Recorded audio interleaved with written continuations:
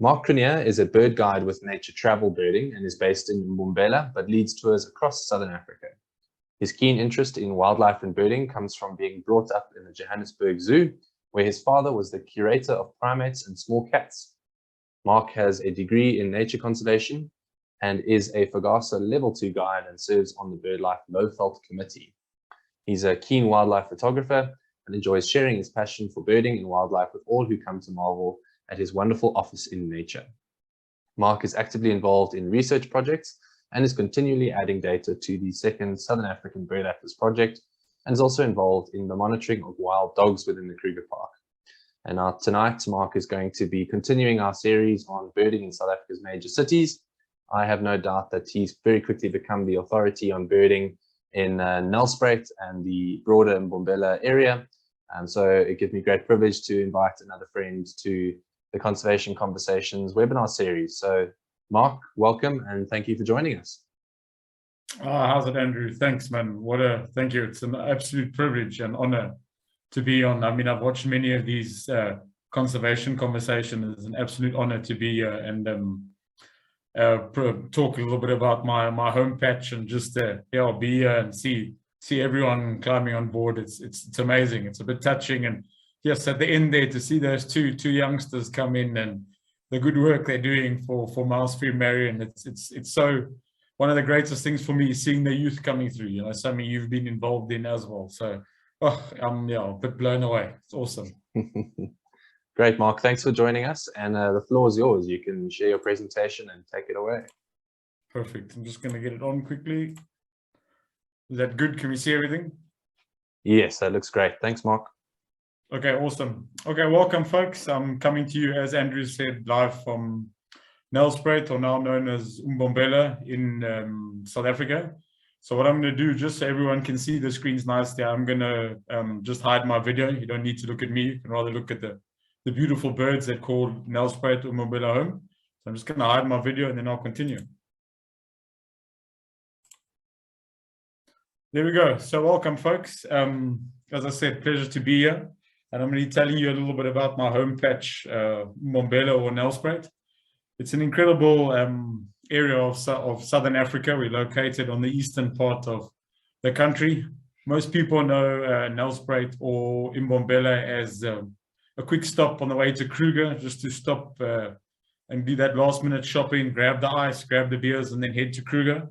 But there's a lot more to Nelspruit and Mbombela than that. And hopefully during this webinar, I'll be able to showcase what's on offer. I can see there is quite a lot of support and quite a few people have been to the area, which is quite exciting. But yeah, let's get cracking. You can see there, I heard someone say that the Turako, or used to be called a Lurie, is one of their firm favorites. And we're very lucky down in the Lowveld. We've got this purple-crested Turako as, for some of us, a garden bird. They feed on my feeder here at home. So it's pretty awesome. And we are lucky. We do have another Turako in the forest areas, Barberton, Cobsworth, the Knysna Turako. So we've got two Turako species in the Lowveld represented from the 23 in Africa. So there we go. Just to put into perspective where we are. So you can see I've just pulled up a map from Google Earth to see where Nelspruit is located. You can see we're just there on the southern end of Kruger National Park. As one comes down from the Highveld heading towards Nelspruit, the Mbombela is basically located in the Croc River Valley in the rugged foothills of the Great Drakensberg Escarpment. So most of us that have done the drive will know we come down the escarpment into Nelspruit, and the big Crocodile River runs right through the town. So that adds to the great birding, things like African finfoot, half-collared kingfishers we found along the Crocodile River. Just a little bit of the geology of the area. Basically, the underlying geology of the Nelspruit area is basically granite. Most of us will know, you see as you come down into the town or as you're leaving towards Malalan, you see the big granite domes. And even the Nelspruit Nature Reserve, which I'll be chatting about, as most of its geology is the big granite domes. The area has got summer rainfall. It's pretty warm and humid in the summer. And then our winters, like now, are supposed to be sunny and dry. I say supposed to be. We had a bit of rain. We had about 10 mils of rain last week. So that was even up north in Makuleke, we had some rain. So it's definitely things are changing, with an average rainfall in the area of about 740 mils a year. Just a little bit of the vegetation, or dominant vegetation. It's known as the Legogot Sauerfeld, and it's actually vulnerable. This sort of vegetation in our area is actually vulnerable, and it's endemic. It's only really found in the Mpumalanga province. Unfortunately, agriculture and urban development is threatening this sort of habitat. Mainly comprises of your open, dense woodlands on gently to moderately underlying terrain, with quite a bit of big trees, especially along your rivers, and then shrubs. Most of the listeners will know the common trees from the Lowveld or Kruger, things like your African teaks, marulas, wachabiki, your combretums, your velvet bush willows, large fruited bush willows. And then, of course, some of the things that are flowering now at the moment in the winter, like our aloes, attract a variety of sunbirds into the area. So why bird Mpumalanga, why bird Nelspruit or Mbombela? As mentioned, it's en route to Kruger. This is most people have to come through the town, either going to Kruger or coming back from Kruger. It's located literally just off of the N4, that making it very easy to get to. The access into Nelspruit and even to some of these birding spots is literally just off of the N4. So it's a quick detour, or a day or two en route to Kruger really can just pump up a Kruger birding list. We all know that, I mean, nothing can take away from the birding in the Kruger. But one of the nice things about Mbombela and Nelspruit is that we've got some great birds that we don't necessarily find in Kruger, or not that easy to find in Kruger. It's relatively safe. I mean, most big cities in our country, safety comes to mind. And Nelspruit, Mbombela is relatively safe. Of course, one needs to watch, especially birders. We do carry binoculars and cameras and all these nice things. So, I mean, one always has to keep their wits about them. But I mean, I've birded and atlased around Nelspruit, even some of the places not really we go during the Atlas project, and I've never had any issues. But I'll touch on safety on the different spots, but we're relatively safe. We've got such diverse habitats, it just within the city and then surrounds. We've got bushveld, we've got riverine forest, indigenous forest when you go up to places like Kaapshoop, Barberton, but even parts of the Stelzis Nature Reserve has got some really nice indigenous forest, and we've got nice mixed woodland. Just from these two pictures, you can see just how green and how wooded the city is. So, I mean, it's just an amazing place to spend some time birding, as you've elaborated and some of the guests or listeners have said. It's really a weekend trip for some of our birders up from the Highveld, from Joburg, that down, you know, to get down to Nelspruit. If there's no roadworks and it's a good drive, you're looking, obviously if we stick to the speed limits, you're looking at, it's a 4-hour drive, and you're in the middle of the city, and you can really make a long weekend of it and have some great birding within Mbombela, pop up to Kaapshoop or Barberton, and then even pop into Kruger for one of the days too, and then head back on the Monday. We've got a really varied amount of accommodation in the area to suit all types of budgets. The city's grown immensely, and we've got some really nice accommodation and some birder-friendly accommodation that's accredited with BirdLife South Africa, and the great work you've been done with the Go Birding platform, Andrew. I'll be touching on that once or twice as well. So we've got accommodation for all sorts, you know. And then, of course, the birds. You can see I've just touched on there some of the top birds, the likes like African funfoot, which swims in Crocodile River. If you're lucky, you pick it up as you enter the Botanical Gardens. Olive sunbird, typically a bird we know from KZN, but that's now resident in Botanical Gardens. Purple banded sunbird, it's a new arrival to the area. It's also typically a KZN species. The likes of green twin spots, crowned eagle. We've got resident crowned eagle that regularly fly over the town. I can be in town having to do the dreadful shopping, and you can have a crowned eagle calling. And I mean, Garth Batchelor from our local bird club does monitoring on the crowned eagles. And when you look at his monitoring, we have probably about 20 different nests within a 40 to 50 kilometer radius of the town. Eastern Nicator, black-bellied starlings, also a KZN species that is we're seeing more in Nelspruit. We've got southern bald ibis. We must have a pair or southern bald ibis at the lowest altitude recorded in the country. They occur in the Nelspruit Botanical Gardens, and then 10 kilometers out of town, we've got bald ibis that feed on the open fields. Narina Trogon, always a favorite to show people. And then, of course, the stunning, gorgeous bushrock or conquet. Yeah, they're resident, and we picked them up in quite a few areas in the Lowveld. And then, yeah, crown hornbills move through quite regularly as well. So I'm going to get us going with, it seems to be a firm favorite when I look at the chat box, the Lowveld National Botanical Gardens. Yeah, you can see it's just a picture that I took now in the beginning of the year when we had the great rain, and you can see that's the cascades in full flow there. And apart from the great birding, it's really just a nice place to stretch one's legs, go for a walk, really enjoy some great scenery, scenes like this. I mean, it's a well-kept botanical garden, like all the botanical gardens in our country. And for those that are interested in birds and trees, it's a good place just to brush up even on your tree knowledge as you head for Kruger. So just a little bit about the botanical gardens. I'm just going to go through each spot I've touched on, just go through where they're located, what to expect, and a few things, and then go into a bit of detail with their spots. So, I mean, the first great thing about the botanical gardens is it's close to the R40. It's close to the N4 and just off of the R40. So literally, as you come into Nelspruit, if you're coming from Johannesburg, you basically turn off the N4, head onto the R40 towards the town of White River. And as you reach Riverside Park, heading to a Riverside Mall, you turn right, and then at the second traffic light, you'll see street signs pointing to the gardens, and you just head in, and the best birding is had from entrance 2. I have given some GPS coordinates there as well, just if anyone wants to jot them down, or just this will be recorded, so you can always come back to them. I suggest 2 to 4 hours at the site. Of course, if you really enjoy your trees and your plants, you could probably spend, I mean, I could easily spend half a day to a day in the gardens. It's safe. The gardens have become very safe now. There are guards that walk around the gardens, just make sure everything's safe. I must just add that if one does do the walk down to the river, the botanical gardens does still suggest you just let the security guards know, and sometimes they just keep an eye on you as well. The gardens open at 8 o'clock, but if you're entering the gardens and it's a cool morning, please watch out for hippos. Our gardens are known to have hippo that run around the gardens, so just keep an eye from that. But yeah, I've never had close encounters with them, but they are in the river. As you heard me say, it's an absolute pleasant walk, just wandering through the gardens.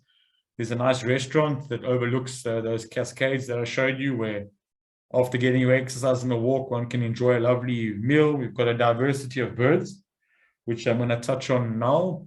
And then I've just added the current entrance fees to get into the botanical gardens.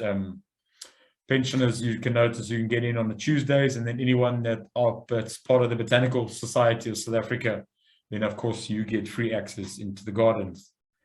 So moving on to the first spot in the botanical gardens, or a place that I suggest is worth checking out and spending some time, is what us local birders call the Grace Hall Bridge. So as you've entered the botanical gardens and you're heading for entrance 2, you'll come to an area where you'll see a narrow bridge that actually goes over the Crocodile River. So there's actually a place to one can park. Just before entering the bridge, you'll see there's a little baobab to your right, and there's a little parking spot there.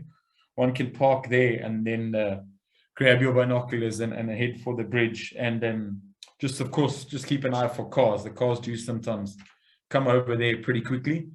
And this is one of the areas to walk around and watch in the river quietly for African finfoot. It's one of our reliable spots in the area to see this bird, and from time to time the bird actually will pop out, like in this photo, and we have had the birds breeding there. Another bird to look out for is the purple-banded sunbird. They bred there last year and looks like in a breed year this year. There was a nest last year at the actual bridge itself, which is quite nice for us. African black duck, we quite often get there. I mean, they can be quite skittish, so sometimes as you arrive you flush them off, but it's something to watch for. Mountain wagtail is another good bird that we see there, and then when there's not so much water at the cascades, we pick up mountain wagtail there. Half-collared kingfisher, and then black-bellied starling is also a bird that's known from that area and in the beginning part of the botanical gardens. While spending time in the botanical gardens, when you've got open areas, it's always worth keeping an eye to the sky. We've got resident African goshawk, we've got fish eagle that regularly call and fly over the botanical gardens. little sparrowhawk. I've had African cuckoo hawk on the odd occasion, and even in summer we have Ayers hawk eagle flying over the botanical gardens. So, and then yeah, as you saw in that picture, crowned eagle sometimes wander over the botanical gardens as well. So that will be your first stop over the bridge. Once you've done some birding there and hopefully got off to a cracking start, you're going to jump into your car, cross over the bridge, and you're going to head to where the parking area at entrance 2. And that's where you're going to park your car. That's where the entrance is. You're going to pay your entrance fees, maybe grab a cup of coffee that you've packed in, and then head into the gardens. It's worth doing a bit of birding in the actual parking area as well. If you missed the purple bandits sunbird, that's a place you can pick them up. Black-bellied starlings, the olive sunbird, then some of our more common Lowveld species, ashy flycatcher, yellow-rumped tinkerbird. We have yellow-fronted tinkerbird as well, little sparrowhawk, and red-capped robinchat are some of the things to look for in that area before actually entering into the gardens. Parking your car there, obviously just hide any valuables. We've never had any problems, but you don't want to leave anything in the open, and then just make sure your cars are locked and then into the gardens. So as you've come into the gardens, you'll see the gardens are extremely well signposted, leading to the different areas, what we call the African rainforest, then down to the river walk, and then down to the concert area. So literally as you come in at entrance 2, just to your left, you'll see the African rainforest section. And I mean, it's been planted, it's typical forest habitat, nice big thick forest trees. And that's where you're going to be keeping a lookout more for our forest species that we pick up in the area. So I mean, this is going to be things like your olive woodpecker, the stunning Narina trogon with this beautiful red breast. Of course, it's a good idea just to brush up on your call knowledge. Often the trogon is picked up on that call. Things like our lemon dove. It used to be your cinnamon-breasted dove. We picked up redback mannequin there now on a couple of occasions. And then that faint call of green twin spots is often seen on the area. I mean, I've had on a couple of occasions actually the lemon dove walking on the boardwalk. And this then also takes you down through the rainforest, beautiful walk, and you get access down onto the river again. And anything you might have missed on the bridge, it's a good idea to scan the river and just see what's plodding along on the water before they go down into the cascades.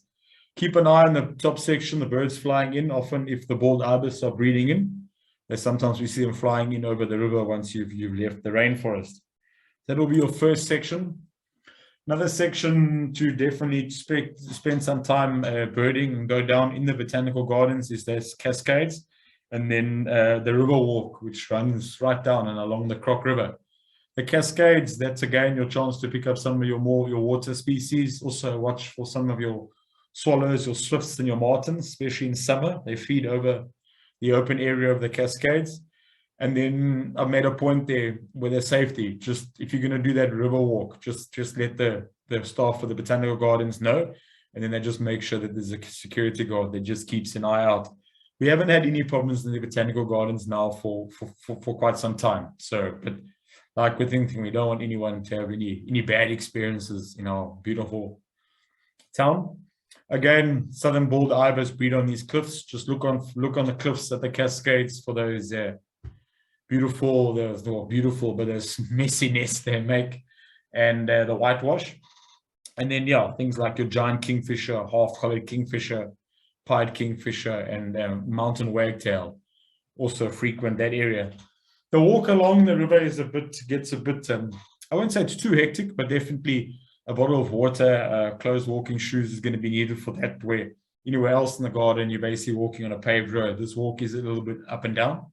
So those that are a bit challenged, probably not a good idea, but otherwise quite a nice walk and will definitely help add up to the list.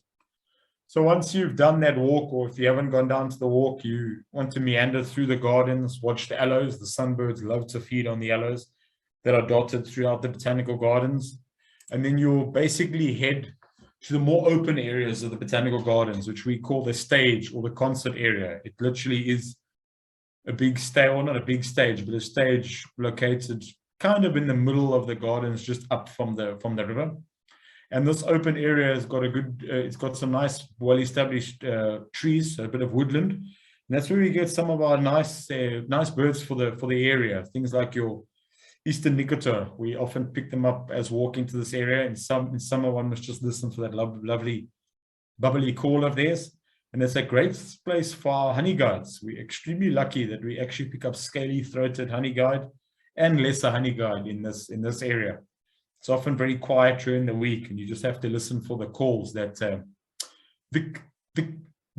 the call of the lesser honey guide and that scaly-throated honey guide with his dragged out. It almost sounds like someone running a playing card through bicycle spokes. Striped pipit is also a bird that likes to pop up in this area. We often actually just find them feeding on the lawns. I mean, they are a species associated with the rocks, but it's a nice nice bird to pick up in the area as well. And then your white-throated robin chats. So I mean, that's just a general overview of the Lowveld National Botanical Garden, or we just call them botanical gardens. I know Andrew's touched on it, and I'll touch on it one or twice. One cannot put all the information into one webinar. If you have a look at BirdLife South Africa's the Go Birding platform, there's an amazing wealth of knowledge and hints and info there. And I really suggest just having a look up there. There's a lovely write-up on the botanical gardens that I did that's on there as well. Okay, so we're going to be moving away from the botanical gardens to another birding area within the province, what else locals know as the Stelzis Nature Reserve. So the Stelzis Nature Reserve is it's also located quite close to the N4. You can access it if you actually head through the town on the N4 towards Malalan, Komatipoort, and it's in the Stelzis suburb. So the main entrance and the best birding, or the main birding, is had off of the Melkweg, what we call the Melkweg entrance, which is off Melkweg Street. If you just pop that into Google Earth, Google Maps, or your GPS, you should find it quite easily. You can see I've put some coordinates there to the Melkweg entrance as well. Again, this site, depending on your time, I suggest 2 to 4 hours at the site to do a nice stroll through botanical gardens. It's fairly easy walking. There's some sections are a bit steep, and the porcupines and the bush pigs have eroded some areas, so it can be a bit loose gravel, so definitely close shoes. It's safe. I've had no issues walking in the Stelzis Nature Reserve, but of course, just keep your wits about you. Probably ladies birding on their own, maybe not a good idea. Just go 2, 3 of you together. But like I say, I've had no issues in the area. There's a good diversity of birds and habitats. The reserve mainly consists of granite boulders, which is a good attraction for striped pipits. It's one of the best places in the area to see the bird. It's rocky woodland with a bit of indigenous Lowveld forest as you head down into the valley. And it's a great area to watch for raptors. This is one of the areas we go and sit and watch for our raptors. Crowned eagle. So crowned eagles actually bred in the nature reserve, and then they moved. They moved up into the world and moved on to one of the wildlife estates, one of the estates that border onto the reserve. So it's one of the best places to see crowned eagle, African harrier hawk, Ayers hawk eagle again, African goshawk, and even black sparrowhawk. We have coming over the botanical gardens from time to time. It's generally also quite quiet. I mean, the guys do walk their dogs and do a bit of trail running in the area, but most of the times when I take people birding here or stroll through here, doing a bit of atlasing, it's just me and the Stelzis Reserve, which is to me pretty awesome. The dog, we've trained the dog walkers quite well, so they know about the birds, and they generally will call the dogs back. Most of the time, the dogs are on a leash. The great thing, entrance is free. Everyone loves to go birding where it's free. So yeah, the entrance is free. Just always takes a bit of water with you if you're going to be walking. Oh, sorry. I don't know what's happening here. Sorry, folks. Something's happened there. Sorry about that. Okay, so I'm going to be starting with the Melkweg entrance. So this is the first entrance I'm going to touch. There's basically 2-3 options. They're all circular routes you can walk from here. You'll see the parking area, park your car there, hop out, and then take a walk. It's fairly well signposted, and it's a well-walked trail, and you can just head down into the area. You can walk. There's a picnic area. You walk down from the picnic area, you cross the stream, and then you're onto the 2 circular routes. It's a good idea spending some time in the picnic area. The picnic area, it's got open grasslands. So you pick up things like your purple-crested turacos, your bronze manakins often feed in that area. I have had a few sightings of brown-backed honeybird there, which is quite a nice bird. It's a good idea to listen for their alarm call. The birds often, we pick them up actually in the area on the alarm call. And then as you're crossing the stream, it's a good area to listen for greenback Camaroptera. We do pick up mountain wagtail. The picnic area and the stream, the Narina trogon often is seen in that area. So it's not only found down in the forest area, but it is often seen in that area as well. So just to keep an eye there. And then as you walk out of that area, you'll see your walk down open on a big granite rock. And as you're walking down on that granite rock, it opens a bit up. And that's where you want to watch the skies for raptors and then listen for the call of striped pipit in this area as well. So as one walks then down this rocky area, you'll see you'll be heading down into a patch of indigenous forest. You should already be hearing some of the forest birds call. Things like Eastern Nicota, Cape Batus, Rhetus helmetshrike is a new bird that's coming to the area. We also pick up trumpeter hornbill, boskraai, for our Afrikaans listeners that we often pick up in the area. And then winter, we have an influx of crowned hornbills coming into the area. If you're staying over and you end up booking accommodation in the area, it's also worth listening for freckled nightjar early mornings and late afternoons, because of course you are now in an area that the habitat is right for them with the rocky areas. As one gets down into the forest area, it's well worth then keeping an eye for green twin spot, and we've even had a few sightings of pink-throated twin spots as well. And then you'll see you walk down in the area, you're basically in a forest, and this is the best place to see Narina trogon. This bird is quite used to people, with the people walking their dogs and bird is coming through. The bird is actually relatively tame, and the bird will often hang around, even fly closer to come and investigate you, which is for us really, really awesome. We've had white-throated robin chat there, and we've even had on the odd occasion sightings of white-starred robin there. So you can, nice forest birds to keep a lookout for.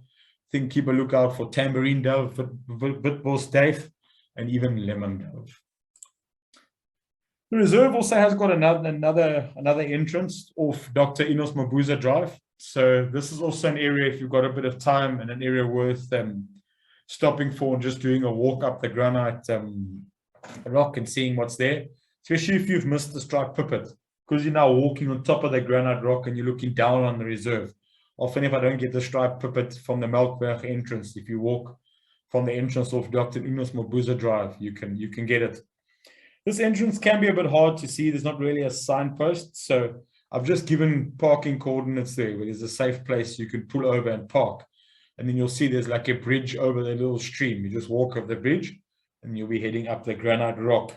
If you're coming from the city center, you basically head up Ferreira Street. You'll take the first left exit at the traffic circle onto Dr. Enos Mabuza Drive. And then you just continue east until the next traffic circle at the intersection of Columbus Street. Proceed around the circle, therefore you'll actually be coming back on yourself. And then this just gives you an option to pull off into this parking area, these coordinates I've given you.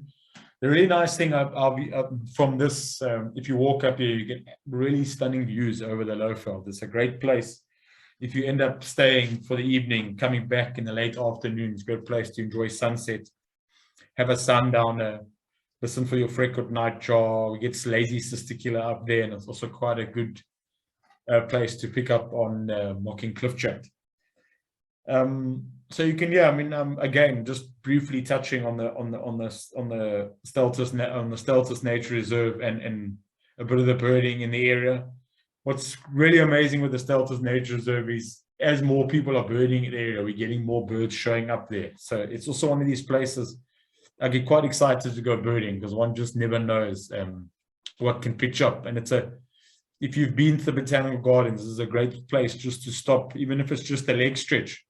For an hour or so, one can do a walk here, jump back in the car, let the kids run around, and then keep going on the way to Kruger. So I really just focused on two areas within the city. Nelspruit has got a couple of other places to go birding, which I'm going to touch on briefly and just give a little bit of information. And once again, the Go Birding platform that Andrew's been heavily involved in has got a lot of these things. I've done write-ups for this in quite a bit of detail.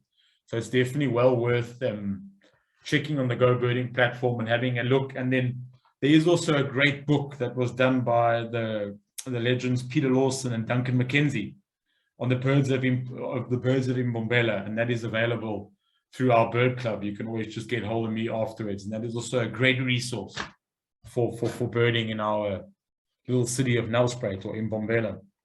There's just a little bit of the spots that I suggest if you've got a bit more time or you're coming through that you can visit, look up on the Go Birding platform. Is definitely the Nelspruit Nature Reserve. So this is different from the Stelzis Nature Reserve. The access is off Impala Street, yes, off Rooibok, so Impala Street. Please access it and walk from here. I really suggest avoiding what we call the trim park access for safety reasons. Unfortunately, the area is no longer safe.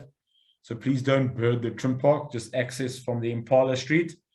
It's in a nice wooded area of Nelspruit as well. And it's probably the easiest place in our province to see lemon dove. As one enters the reserve, there's an open picnic area there. And while having your coffee, you often hear the lemon doves and everyone's quiet. You get quite nice views of them. I've had Narina Trogon there before, blue mantle crested flycatcher. Often hear gorgeous bushshrike calling from there. Sometimes can be a bit frustrating to see him, but he is there. Cape Robin chat, olive bushshrike, and olive woodpecker. So it's also quite a nice place just to do a nice walk and spend some time. It's nice, easy walking. It's a circular route, and you can really build up quite a nice bird list for the area as well. Another area that's well worth exploring or seeing in our area is, I've just put on their Friends Cafe, which is out on the Kaapshoop Road. It's a really nice place just to do a bit of just stop. There's a lovely restaurant there along the river where one can grab a meal, and you can go for there's a nice setup of walking trails which have been set up at Friends Cafe. It's a great spot to look for things like red-throated wryneck, gorgeous bushshrike.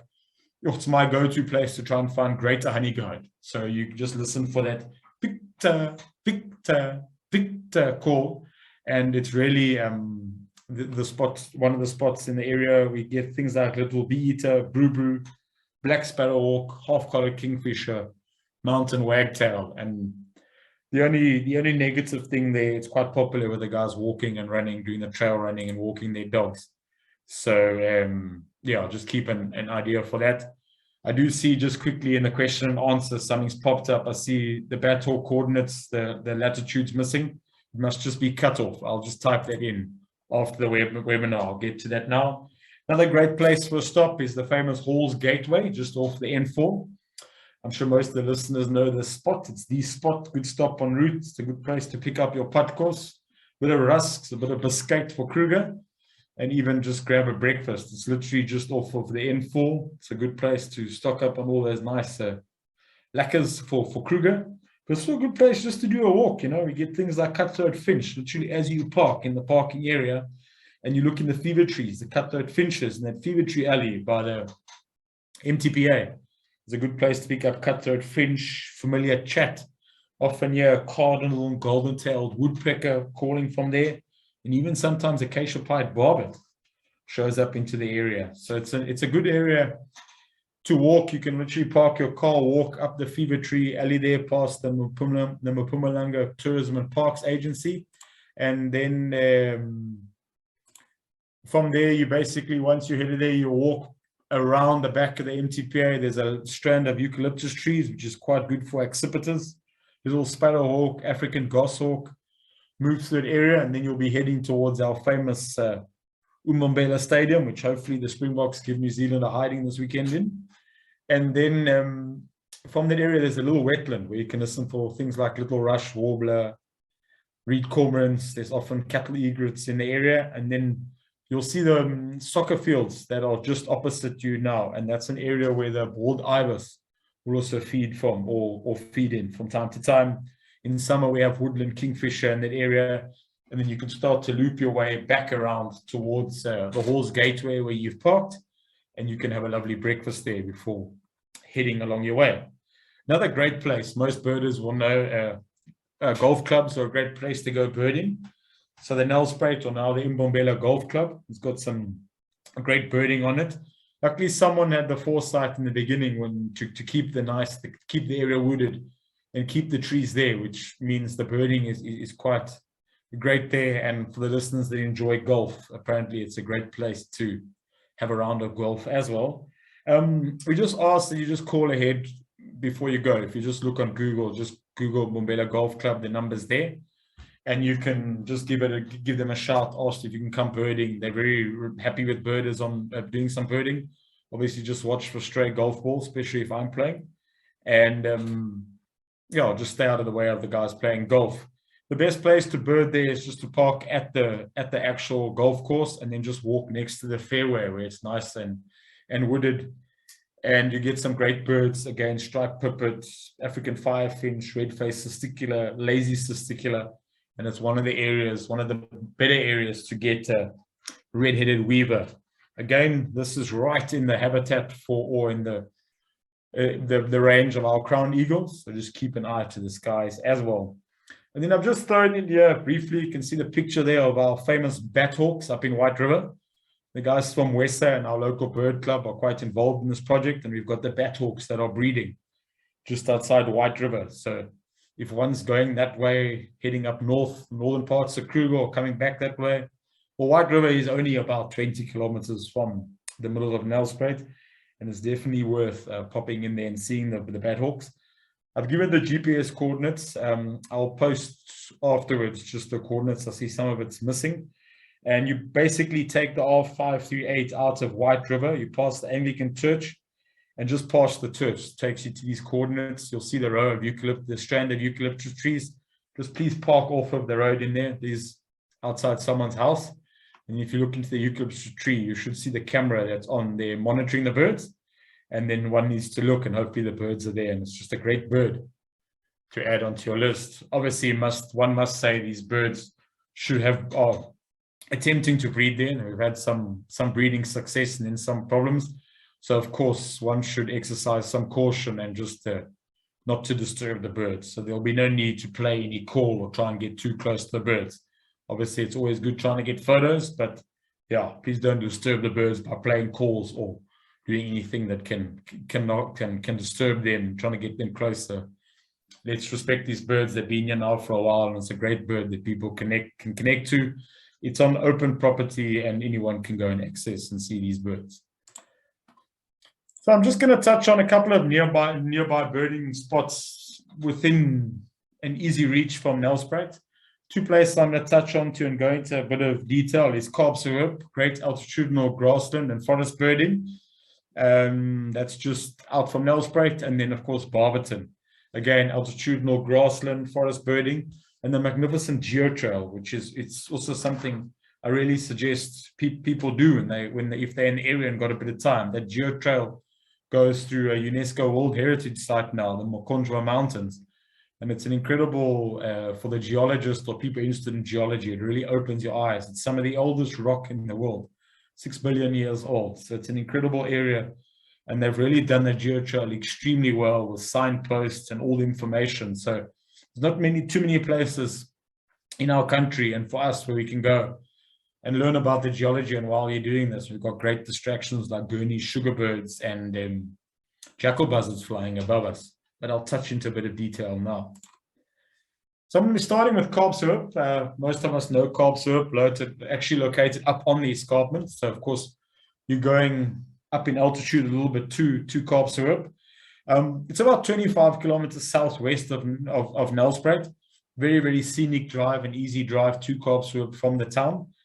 And it's just a great place to go. I mean, it's got interesting geology as well. It's famous for the wild horses in the area. Great scenery and a good mix of nice walks, which I'll be touching on as well.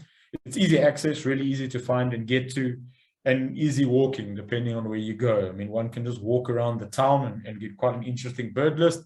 And then if one wants to walk a little bit further, you can walk out to the Lookout Tower, or even walk down to Battery Creek Waterfall or to the Blue Swallow Reserve. It's safe. I really have heard of no issues up in Kaapse. It's a great place, safe. You can leave your car, go for a walk, and just enjoy it. There's some local guides available in Kaapse as well. I do some trips up there quite regularly for people interesting. And there's also a local guy, Johan Goos, doing great work there in protecting the area and looking after the area. I suggest at least half a day or morning in the area to even a full day in the area. Good mix of accommodation available in Kaapshoop as well. Let me just see what's happening here. Come on. So I'm going to start with Kaapshoop, basically in the town, because that's where everyone is going to head to.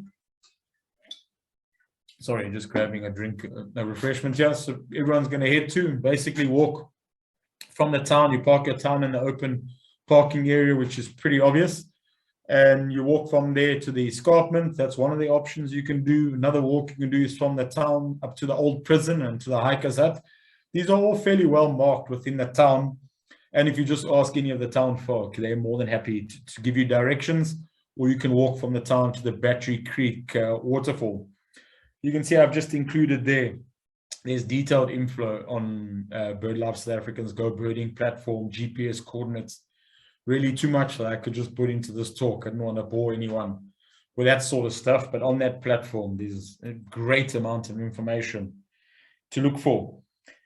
The birds up here is absolutely incredible. So if you think of combining the birds we've been through down in the traditional Lowveld, Nelspruit, Mbombela, and then you come up to Kaapshoop, we're thinking of great birds like bush blackcap. I mean, it's potentially quite a tough bird for people to connect with. And you've got a few pairs that we really managed to get quite nice views of in Kaapshoop. One of the places is actually at the prison, up at the hiker's hut, up from the prison. Yellow-throated woodland warbler, white-starred robin, Gurney sugarbird in winter, black-winged lapwing in winter. They're starting to breed now. Red-winged franklin, redneck spurfowl, Neisner Turaco, brown-backed honeybird, green twin-spot Barrett's warbler.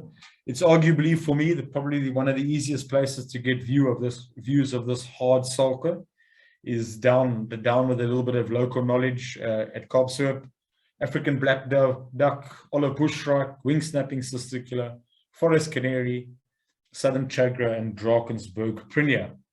We've also had secretary bird now showing up on the grassland areas in the Blue Swallow Reserve, and we've even got blue cranes breeding there. So if this doesn't spice it up and entice you to come birding in the Lowveld or in Mbombela and in Kaapshoop, then I don't know what can. I'll just reiterate here with a lot of these birds.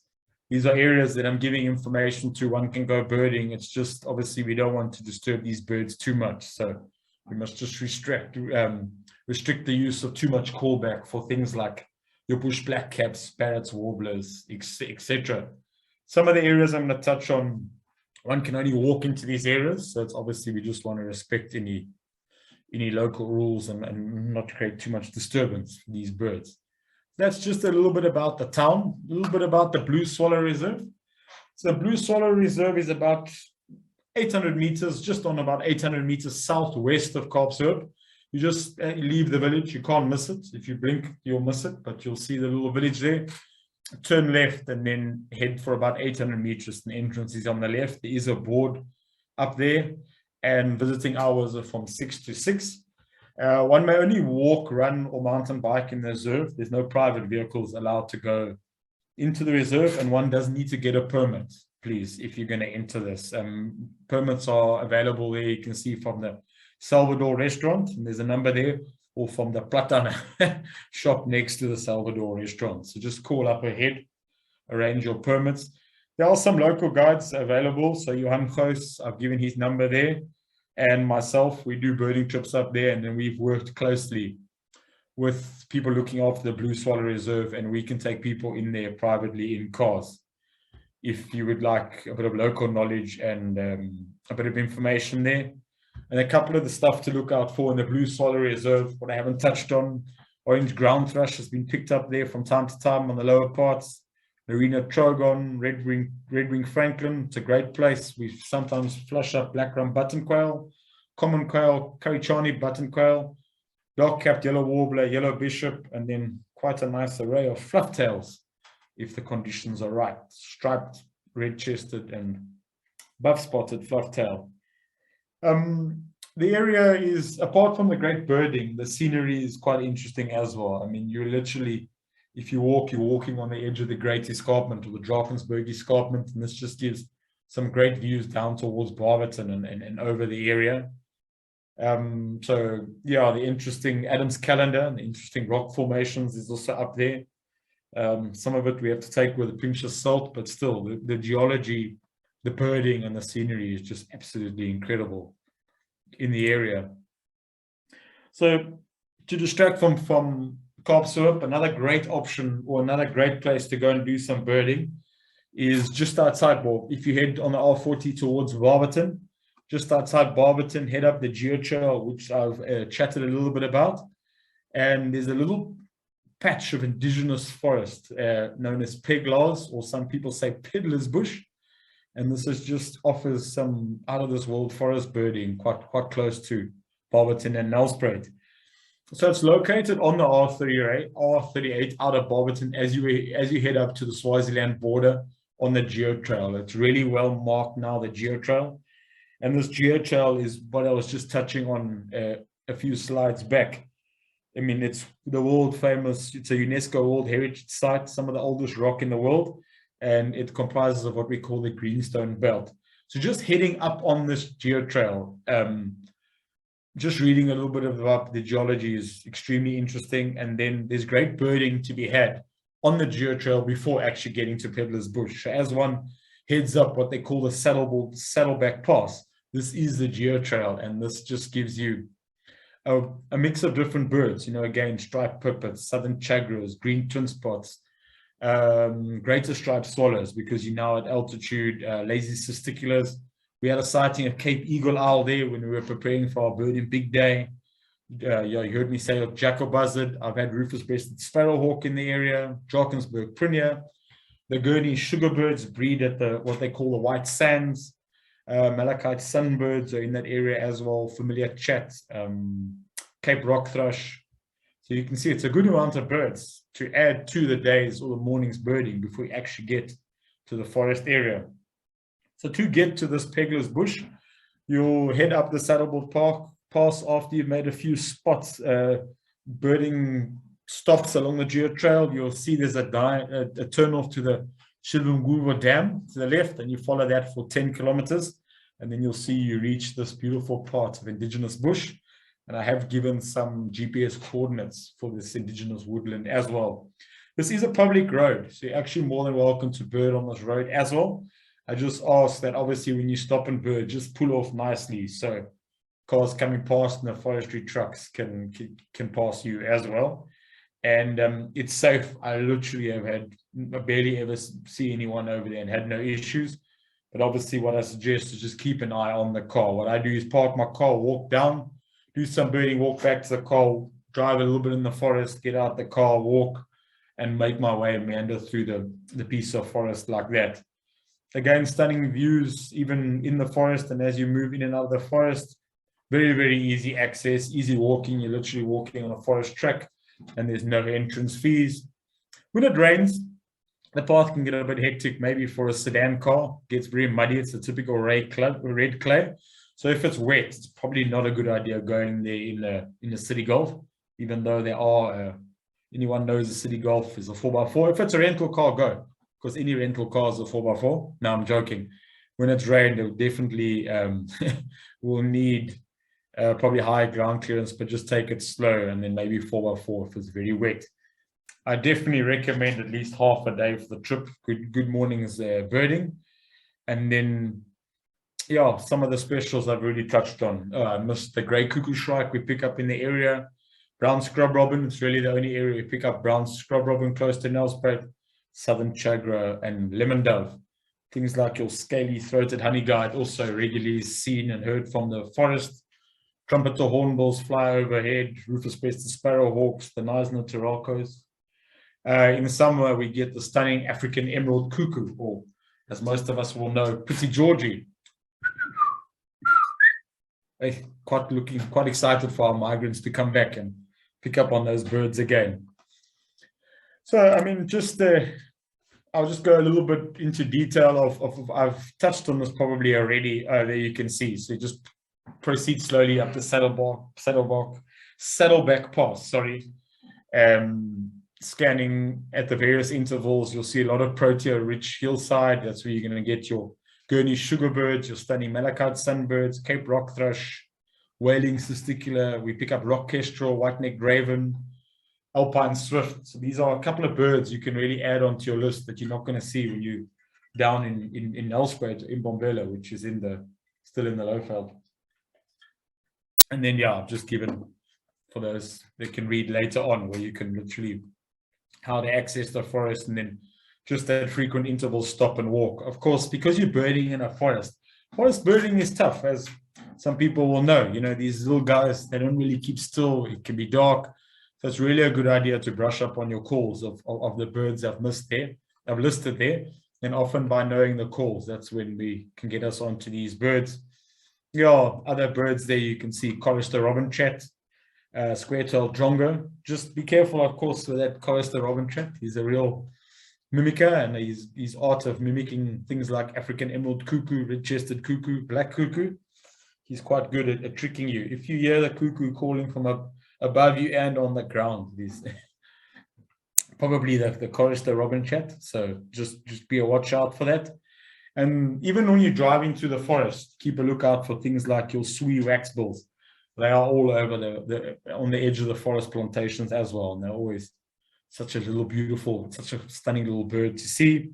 And as always, keep your eyes to the skies. It's an area I've picked up booted eagle in summer on a few occasions. It's my go-to area. It's a tough bird to connect with for us, but it's my go-to area to pick up rufous-breasted sparrowhawk. And then I have had crowned eagle flying over the area as well. So that's pretty much it for me. I mean, I went through it. I just went through it in briefly. As one can see, there's actually quite a lot of birding to be had in the Nelspruit Mbombela area, and then in two of the areas around it. And get in touch. Of course, I lead birding tours. It's my home patch, so I lead birding trips to the area. So please get in touch. I've left my details there, and have a look at that Go Birding platform that BirdLife South Africa has launched. It covers our whole country, and I know myself and some other bird guides colleagues have done an immense amount of work to get that platform, and there's some great amount of information out there to have a look at and to help you with your birding as you traveling through our beautiful country and just enjoying the wide variety of all the diversity of birds available in our country. So thanks for having me listen to me blab on and a little bit about the Lowveld. And hopefully your next stop to Kruger won't just be straight to Kruger. It will be a little bit of birding down here in Mbombela or the Lowveld. Thank you very much, everyone. Thanks very much, Mark. You can turn your video back on if you'd like to. That was a really great tour of Mbombela or Nelspruit and the wider area. I'm very glad you included those sites that were a little bit further afield, and it's just so clear that you have such a passion for your local patch. And I do encourage people who are in the area to look Mark up. He is a professional bird guide, not only in Mbombela but around the world, even through Africa and to other continents. Thank you so much for sharing that real wealth of information. What a privilege. Thank you. Cool. Absolute pleasure. It was, you guys at BirdLife South Africa and what you guys have been doing is absolutely amazing. The organization, the conservation conversations does so much for birding in our country and even internationally. So just to be able to give back and just do a little part is honored and absolutely privileged. So huge pleasure, mate. Thanks, Mark. And for those who don't know, Mark was our provincial coordinator for Mpumalanga when we revised all the Go Birding information. So a lot of those sites are actually written up by Mark on the Go Birding platform. I posted a link in the chat box. Do go check out that for more information. Otherwise, this recording will be available on YouTube. Mark, before we get into the questions from people at home, I'm just going to share my screen with something else and let you just chat a little bit about this before we take over. Do you want to take us through this Birding Big Day record that you and a few friends around tell us a little bit about Raven Dirkhawks quickly? Oh yeah, we didn't feature this year, unfortunately. Well, not unfortunately. For thank heavens we were out guiding and could actually do what we do. But yeah, that was us from 2020. 335. It was myself. Michael Mills and Kellen Cohen from Birding Africa, and then Bradley Arthur, an old Lowveld boy as well. And with us being stuck at home and not guiding and pulling our hair out, we thought, this is probably our best chance to be able to try, and we wanted to break the Mpumalanga record. So that we thought this would really be our best chance to do this. And with time on our hands, we could do the research. So the idea came about long before actually lockdown. And when lockdown happened, we thought, here we go, let's actually try and make something of this. And yeah, it was probably, we started the work in about February, and we were going out at least once a week, twice a week, really scanning and learning our patch and trying to see. And then we realized, obviously the likes of Dr. Johan Extian, Duncan McKenzie and that team, we kind of knew their roots. So we had an idea of what they've done before, looked at that and thought, how could we better it? And obviously being bird guides and birders, really thought this is our best chance. The weather, luckily, in the Lowveld played its part, and then things just went the way they did. And I mean, like I said, the main focus was to break the Mpumalanga record without a helicopter. Some of the other teams fly from area to area. We didn't have that luxury, so that was our main goal. And we were extremely lucky that it just, lucky and then all the hard work, things just worked out. And what happened is, we started in Kruger, headed through Kruger, obviously started in Nelspruit at midnight, had our spots, went through the Kruger, came out at Komatipoort, did the birding then around Komatipoort, some of the farm dams there, shot through to Malalan area, had a quick drive up to Barberton, and then from Barberton actually headed back down towards Major John, and then finished our trip there. And as the day progressed, the numbers rolled in, we realized we really have a chance at this. And I'll never forget it. As it happens, it's all live thanks to Henk at Birdlasser. We could see where we were, and then hot behind the heels of Duncan and his team. When we entered the forest at Barberton, we obviously lost signal. And when we entered, we were behind him, and then went into Barberton, no signal. And Lady Luck was just on our side. I won't forget going up Barberton, having a black sparrowhawk coming past us, being chased by a jackal buzzard. Went into the forest, and absolutely everything was just calling, and just rushed through there. Got into the grass, and at the top had denims busted there at the top. It was just, everything just worked out. And then we picked up the signal coming down Barberton with freckled nightjar calling, which for some reason we missed in Nelspruit. Can you believe it? And got signal and realized where we were. And we had realized, we had taken over. Duncan, his team had already broken the Mpumalanga record, and had some great guys, the likes of John Davies, who was also great competition to us, but they just had bad weathers, phoning us and saying, whatever you guys are doing, don't get tired, go, go, go, go, go. This is like 8, 9 o'clock at night. We started birding at midnight, and had just pushed us on. I mean, it was a drive then down from Barberton, down the pass to Major John, which we had organized a night drive. And it was on that night drive, there we went. I mean, you can have a look at these birds that we picked up on that night drive, and on that night drive, you can just see Cape Crow. That's probably our last bird up in Barberton, and then black crown night heron, Scobbs owl, Verreaux's eagle owl. These are all birds we were so unlucky to miss in Kruger in the early mornings. And then you can see there 335 greater painted snipe logged at 23:59. So yeah. It was an absolute crazy day of birding, something which we probably might look at doing again, but it's going to be a hard one to beat. So much things need to happen, and it actually comes down to Lady Luck. We still missed brown snake eagle in Kruger, which is not a bird one expects to miss in the Kruger. That just happens. And good chuckles. I mean, that when we left, when it hit 12 o'clock, I think most of us. That was it, adrenaline running. But yeah, the game drive back to where we had left our car, we all fell asleep. And I remember stopping with the car hairs, and Callan waking up and going, it's a duck. And we were like, it can't be a duck. It's over. We're at the water, and we were just so tired, adrenaline pumping. Yeah, it was an incredible day. But I mean, definitely the birding big day, there's this side to it where you compete and try and get a high number, but just it's an incredible thing that BirdLife does, and with the help of BirdLasser, just to get people out there birding, just, work. I mean, even if you go out and just do, like now in December, just go out and do a day's birding and just enjoy our birds and just try and improve on what you saw last year. It's just a great day to enjoy the birds wherever you are in the country.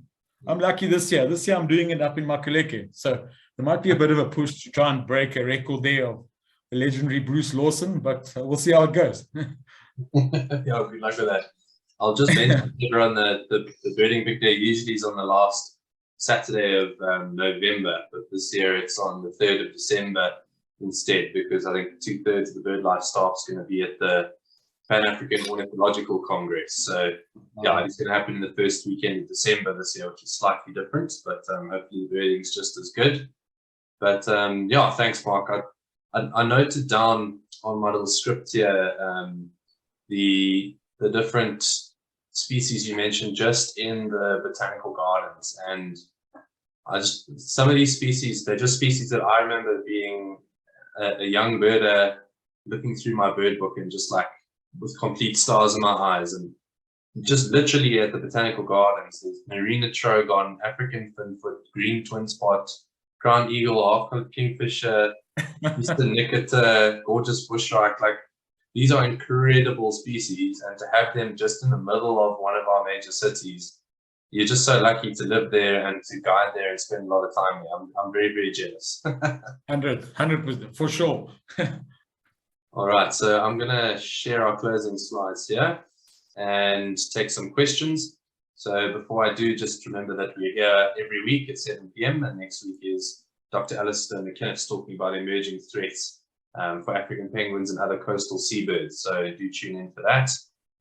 Alistair is a very, very intelligent man and a great presenter, so I'm looking forward to hearing from him. All right, so let's get to some of those questions, Mark. One of the ones I wanted to start with was one from Henny Fusser, just asking about the blue swallows. And you said there was a blue swallow reserve, but he's heard they haven't been there for a while. And do you know what the situation is there? Yeah, so unfortunately, it's a great question. I mean, it's named the Blue Swallow Reserve. I mean, it was aptly named years ago. I mean, before I was really birding in the Lowveld extensively, there was a population of blue swallow up there.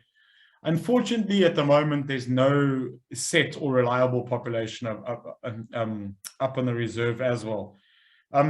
We're not 100% sure why. There's a bit of work being done to try and see why. The likes of Garth Batchelor, the guys from MTPA, Johan Goos. The general school of thought is the blue swallows, when they migrated and came back, it's a combination of factors. So disturbance, obviously, with a plantation pushing in on the area, and the grassland, disturbance on the grassland, and then potentially, unfortunately, birders going up there in the past with a bird guide that was in the area and getting too close to the birds, cutting sticks out the way for photographs. But we know these birds are prone to disturbance. And then when the birds returned, it was actually an extremely cold spell up there, and the birds probably returned and couldn't feed. So they reckon there's a combination or a number of those factors that led to the birds not coming back. And now, unfortunately, with the disturbance and the forestry in the area, it's just that the birds have not been back. There is some excitement. I mean, we're still watching. I mean, I know Dr. Garth Batchelor from our local bird club is monitoring these birds, and we have had birds show up within the province, and we had some birds actually flying very close to Kaapstad we thought they were passage migrants last year. I'm not too sure from this year yet.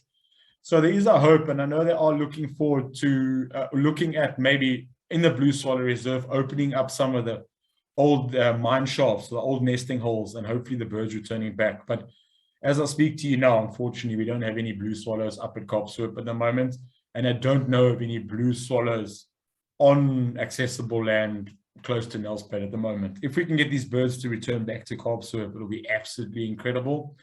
I think it's possible the birds might be moving through. They have had a couple of birds on near Skumanskloof, above the pass, and then around Sabi as well. So there is still hope. But as I speak to you now, And from what I know, and I mean, I'm up there and I am in touch with Dr. Garth Batchelor, etc. There are no blue swallows at Kaapshoop, unfortunately. Yeah, it's a very special bird, and a pity that they've left, but just holding thumbs that they can find their way back. Yeah. All right, then there's a question from Andrew Hall about, do you have an idea what the population of long-crested eagles is doing around Nelspruit? Their preferred nesting sites in eucalyptus plantations have been lost, as many of these have been replaced by macadamias. It's a fair question. How's it, Andrew, Mr. Nguni? I know Andrew quite well at his spot just outside of Nelspruit. Beautiful accommodation he's actually got there. I think you must join your accredited accommodation. A little bit, yeah. I mean, we're still seeing long-crested. I'm still seeing long-crested eagles fairly regularly in the Lowveld. I mean, I definitely think we know that they used to nest in the eucalyptus plantations. Some of our eucalyptus plantations being removed for mac farming, and macs don't provide the right sort of trees for long-crested eagles. So I'd have to really probably a study to get done. But in my opinion, around Nelspruit, I'm still seeing. I mean, if I think where I live, I've got a resident pair of long-crested eagles, and I see them quite regularly. I see them when I head down towards Barberton, sitting on the poles, and almost invariably, if I drive to Kruger, I pick them up between White River going up to Hazy View. So I'm still picking them up fairly regularly. I think potentially around Nelspruit, a lot of the eucalyptus has been lost, but there's still so much eucalyptus plantation in the province. Even, I mean, I'm willing to bet if we jump in the car and drive up to Kaapshoop tomorrow, I'll pick up long-crested eagle on the way to Kaapshoop. So I think the population is fairly steady and fairly stable. Great, thanks for that. Just you mentioned the accommodations there, and Penny Habit has asked, has Go Birding got many accommodations in the area? I haven't logged on to the site to check, but just before you answer, Mark, the idea behind Go Birding is that it's a site by birders for birders, and if you do have a place that isn't on the map that should be on the map, please put them in touch with me so we can get them signed up as a recommended accommodation. But Mark, just that question, and there's a second follow-up about, can you suggest a safe campsite in Nelspruit? Just some words from you on accommodation options. Yeah, so in terms of a campsite, I definitely suggest they can have a look at a place called Lakeview Lodge. It's just outside Nelspruit on the Kaapshoop. That is probably the only for a camper van or caravan campsite I can think of within Nelspruit. And then even heading up, I see there's a bit of talk about Hazy View as well. Up in that area, there's also a couple of campsites, but I definitely suggest the Lakeview Lodge. It is just outside of Nelspruit. And then within Nelspruit, I mean, there's a varied amount of accommodation. If one just looks online, one can find quite a bit. Tomalina is located in one of it's actually Andrew Hall's spot. That's a lovely place. Then between Nelspruit and White River, there's White House Lodge, and then there's Babbler's Birder in Nelspruit, which is located on the outskirts of the Nelspruit Reserve. I mean, there's a fair amount to suit. If you just look at, I mean, obviously anyone that's been accredited to the Go Birding platform is probably who birders should support. But if there's nothing, then if you look at one of the Lacquer Slops or one of these, there's quite a bit of accommodation available through there to suit quite a bit of a budget. Awesome, thanks, Mark. Pleasure. Then the last question here is just around one of your slides. I don't know which one it was, but Karine wants to know, what's the name of the cute little bird with a blue head on the slide? I don't know which slide she was referring to. Was it a blue wax or? No, I think it's probably the white-starred robin. Ah, it could be. Yeah. A beautiful orange bird with a blue-grey head. That is a top bird, and can again, one of those that if you learn your calls, it'll give you a much better chance, eh? Yeah. Absolutely. Okay. Right. So, Mark, there's a whole lot of messages in the chat box just saying thank you so much for your incredible presentation, and also for your service to BirdLife Lowveld. And I'll add in also the Sabab project. You're an absolute menace when it comes to atlasing in Mbombela and in Kruger. You've done some incredible work adding to that database. So yeah, it was a privilege and a pleasure having you here on Conservation Conversations. Thanks so much. Thank you very much. Absolute pleasure. It was real honor and privilege.